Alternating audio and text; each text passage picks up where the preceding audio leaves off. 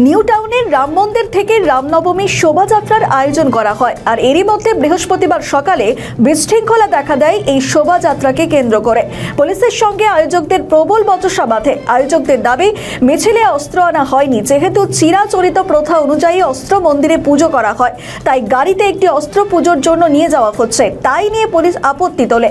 মিছিলে ছিলেন Rajarhat new town বিধানসভার বিজেপি প্রার্থী পীযূষ কানোরিয়া।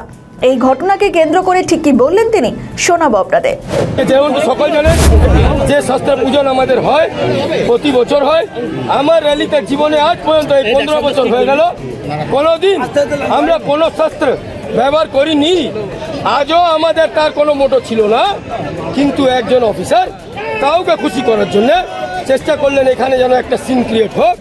উনি হঠাৎ এসে সব ছেলেদের উপর চড়া হলেন যে অস্ত্র কেন ব্যবহার হচ্ছে।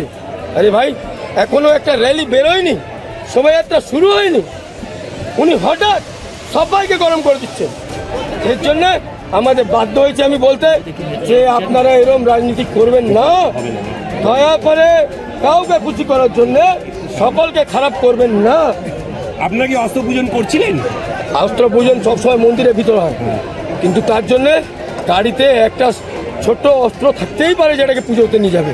এটাকে যদি উনি মিস্টেক করে সেটা ভুল। আর যিনি নিয়ে এসেছিলেন, না না কেন করবেন না, যিনি নিয়ে এসেছিলেন উনি নিজে পুরোহিত, ঠিক আছে, উনি নিজে পুরোহিত, উনি নিয়ে এসেছিলেন, নিয়ে গিয়ে উনি পুজো দিতে যাচ্ছিলেন। হঠাৎ ওনাকে দেখে দরকার হলে পুলিশ জিজ্ঞেস করতে পারতেন যে কী ব্যাপার দাদা, আপনি কোথায় যাচ্ছেন। দরকার হলে উনি বাইরে নিয়ে গিয়ে জিজ্ঞেস করতেন।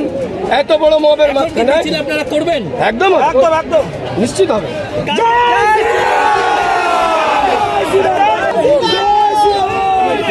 আমাদের ভিডিও ভালো লাগলে লাইক ও শেয়ার করুন। কমেন্ট সেকশনে আপনাদের মতামত জানান।